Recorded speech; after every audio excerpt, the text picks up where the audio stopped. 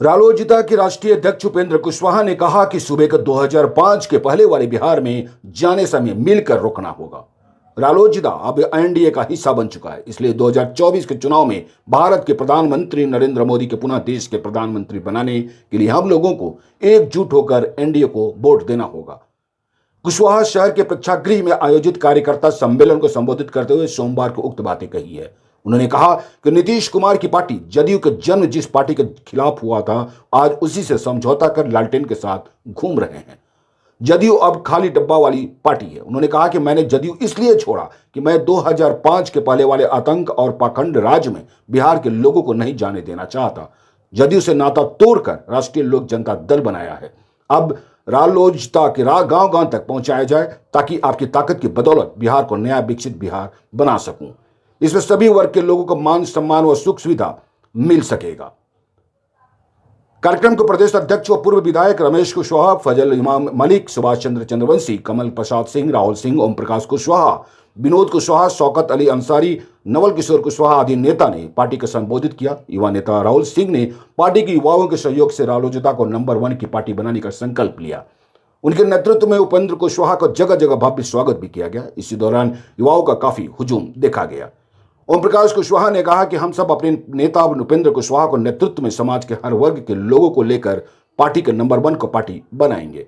Party के जिला अध्यक्ष डॉक्टर अशोक कुशवाहा ने कहा कि उपेंद्र कुशवाहा के नेतृत्व में बिहार का विकास संभव है। कार्यक्रम की अध्यक्षता जिला अध्यक्ष डॉक्टर अशोक कुशवाहा ने की। पूर्व में कार्यक्रम सम्मेलन का उद्घाटन रालोजता के राष्ट्रीय अध्यक्ष उपेंद्र कुशवाहा ने दीप प्रज्वलित कर किया। इसके बाद अतिथियों को माला, वस्त्र व बुके भेंट कर सम्मानित किया गया।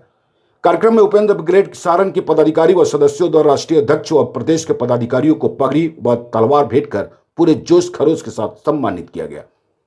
न तो बीजेपी का कोई जीत पाया और न नीतीश कुमार जी की पार्टी का कोई जीत पाया। हमारा विभाग तो नहीं जीता, लेकिन इनका भी गोया बिस्तर उन इलाकों से बिल्कुल इनको बांधना पड़ा। और यही कारण हुआ कि बिहार में नीतीश जी जो 100 से भी ज्यादा 110-15 सीट जीतते थे, कभी सीधे 43 पर चले गए, 43 पर चले गए। हम यह नहीं कर रहे कि 43 पर आए नीतीश जी, इसके पीछे सिर्फ आरएलएस की कारण थी, ऐसा नहीं है। लेकिन जो कारण था उसमें आरएलएस का रोल भी एक बड़ा कारण था। तो नीतीश जी 43 पर चले आए।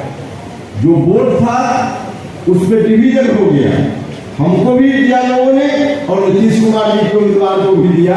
यह जो डिवीजन हुआ, कई जगह ऐसा है कि आप दोनों के वोट को जोड़ दीजिए तो जेडीयू का उम्मीदवार जीत जाता है, बीजेपी का उम्मीदवार जीत जाता है। लेकिन जो डिवीजन हुआ, उस डिवीजन का परिणाम हुआ नीतीश जी चले गए 43 पर, हमारा उम्मीदवार नहीं जीता। लेकिन इसका साइड इफेक्ट जो हुआ, वो साइड इफेक्ट इस रूप में हुआ कि ऐसी स्थिति को देखकर अब आरजेडी वाले लोग, लालटेन वाले भाई लोग सोचने लगे कि चलो अभी दोनों लड़ रहा है तो दोनों की लड़ाई में अपने लालटेन को फिर से हम जला दें। अब उनके मन में लड्डू फूटने लगा। अपना कुर्ता पैजामा धोती को रख दिए थे, फिर से धुलवाकर और आरजेडी के लोग मंसूबा पालने लगे कि अभी दोनों लड़ रहा है, लड़ने तो हम अपना लालटेन को फिर से जला लेंगे। उनके मन में यह बात आ गई, तब हम लोग का भी कान खड़ा हो गया। और उसी वक्त नीतीश जी कमजोर हुए तो उनकी ओर से पहल हुई, कोशिश हुई। नीतीश जी से बात हुई, उन्होंने कहा, साफ साफ कहा कि उपेंद्र जी अलग अलग पार्टी चलाने की जरूरत क्या है। सच है कि राष्ट्रीय लोक समता पार्टी आपने बनाई है, ठीक बात है, लेकिन जनता दल यूनाइटेड को भी आपने बनाने का काम किया है।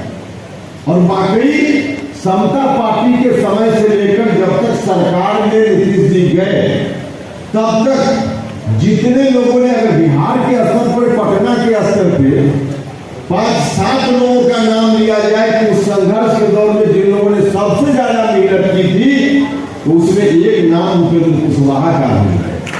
हमने भी अपनी जवानी का महत्वपूर्ण साल लगा दिया था, तब नीतीश कुमार जी को बिहार के लोगों ने साथ दिया। तो सच में वह पार्टी भी हम लोग के खून पसीना से बनाई गई पार्टी। तो नीतीश जी ने कहा कि यह पार्टी भी आप हम करेंगे, यह संकल्प हम लोगों का आज भी संकल्प, जितनी भी विपरीत परिस्थिति का सामना करना हम करेंगे, लेकिन लालटेन वालों को फिर से बिहार में हम नहीं आने देंगे, नहीं आने देंगे। वाले लोग हैं, लाठी में तेल पिलाकर किलों के ऊपर लाठी इनकी चलती थी। जो गांव के गरीब गुरबा लोग हैं, अति पिछड़ा समाज के लोग, दलित महादलित समाज के लोग, जो कमजोर वर्ग के लोग हैं, इनके ऊपर लाठी चलती थी। उसी लाठी को रोकने के लिए विकल्प के रूप में जनता दल यूनाइटेड छतरी का काम करता था। नीतीश जी को हमने कहा कि नीतीश जी, अब यहाँ जो पार्टी है जो लोगों को छतरी देने का काम करती थी, अब यह जब समाप्त होगी तो कोई ना कोई एक छतरी बिहार की जनता को चाहिए, बिहार के कमजोर लोगों के लिए छतरी चाहिए। आप इस छतरी को बर्बाद कर रहे हैं, तो दूसरी छतरी हम बनाएंगे और वही दूसरी छतरी का नाम राष्ट्रीय लोक जनता है। इसलिए राष्ट्रीय लोक जनता दल का गठन हम सब लोगों ने किया है राजभवन में। तो यही कारण था कि आरएसपी का विलय करना हम लोग जरूरी समझ रहे थे, जरूरी था हम लोग विलय करेंगे। लेकिन विलय जब कर रहे थे उस वक्त सपना में भी कभी हम लोगों ने नहीं सोचा था कि जिस नीतीश कुमार जी ने आतंक पाखंड राज्य को समाप्त करने के नाम पर दोबारा उस तरह का राज फिर से नहीं आए, इस नाम पर राजनीति बिहार के लोगों से बार बार वोट मांगा, वही नीतीश कुमार जी इतना बदल जाएंगे कि बिहार की जनता जिन लोगों ने उनको साथ दिया उसको भूल जाएंगे और अपने माथा पर लालटेन लेकर आरजेडी जिंदाबाद करने में नीतीश कुमार निकल जाएंगे। इस बात की कल्पना हमने कभी नहीं की, लेकिन बिहार भी बर्बाद हो जाएगा। हमने आगाह किया, नीतीश जी ने नहीं सुना। तब हमने कहा कि नीतीश जी, अब आप नहीं मान रहे हैं तो आपकी पार्टी है बर्बाद होगी, आपने ठान ही लिया है जेडीयू को बर्बाद करना, तो आप बर्बाद कीजिए, हम बिहार को बर्बाद होने नहीं देंगे। आरजेडी के लोगों ने विधानसभा चुनाव में शर्त रखी, कहा कि पहले स्वीकार कीजिए कि तेजस्वी यादव अगला बिहार का मुख्यमंत्री होगा, इस शर्त को स्वीकार कीजिए, आरजेडी जिंदाबाद कहने की शर्त को स्वीकार कीजिए, तब आप इस गठबंधन में रह सकते हैं, वरना नहीं रह सकते हैं।